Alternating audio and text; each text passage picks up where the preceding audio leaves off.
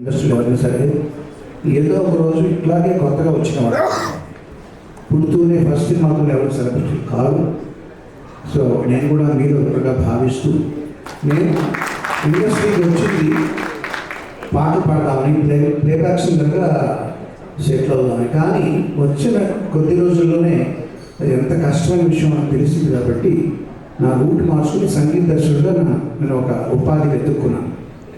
అయితే ఇప్పుడు ఇన్ని సంవత్సరాలు అయిన తర్వాత నాకు ఇప్పుడు 65 సంవత్సరాలు 64 సంవత్సరాలు అంటే ఇప్పుడు ఏంటంటే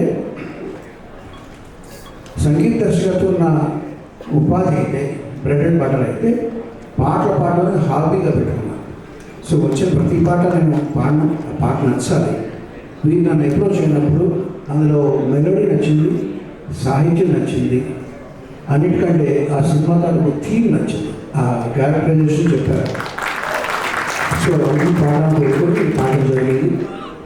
ఈ మధ్య నేను చాలామందికి చెప్తున్న విషయం ఏంటంటే మీకు నా దగ్గర వచ్చి ఔత్సాహికుడికి చెప్పేది మీకు నచ్చని ఏంటని అడుగుతారు. నచ్చని పాటలు నచ్చని విషయాలు నాకు చెప్పండి అంటారు. ఎందుకంటే నచ్చని ఏంటో తెలిసినప్పుడే మీకు నచ్చిన దానికి క్రెడిబిలిటీ ఇస్తాం. ప్రతిదీ మాకు నచ్చిందండి, ప్రతిదీ బాగుందండి అంటే వాళ్ళకి ఒక క్యారెక్టర్ లేనట్టు, వాళ్ళకంటే ఒక టేస్ట్ లేనట్టు. సో నచ్చని మనకి చెప్పేది ధైర్యంగా ఎవరంటే బిజినెస్ అసోసియేట్స్ కాదు, బయట వ్యక్తులు కాదు, ఇంట్లో ఫ్యామిలీ మెంబర్సే మనకి ముఖం మీద చెప్తారు ఇది బాగోలేదు, ఇది బాగుంది అని చెప్పి. ఈ పాట రిలీజ్ అయిన 5 days 10 days అయిందా రిలీజ్? 10 days రిలీజ్ అయిన మర్నాటి నుంచి ఈరోజు మా చెల్లెలు పొద్దున్నే ఇది పెట్టుకుని సూపర్ పాత్ర నాకు అర్థం చేస్తుంటే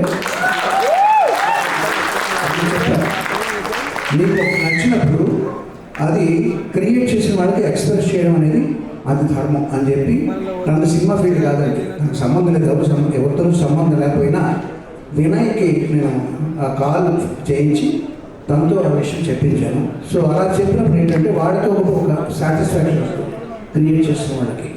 సో నేను చేసే పని ప్రతిసారి అది మా జైలుతో చెప్పించాను. ఇక ఏమోనండి, నేను సినిమాలో చిన్న పాట పాడాను. I'm very happy for that and thank you for giving me this wonderful song. Ravi and Chandu, all the best to you. Vinay, all the best, all the team, all the best.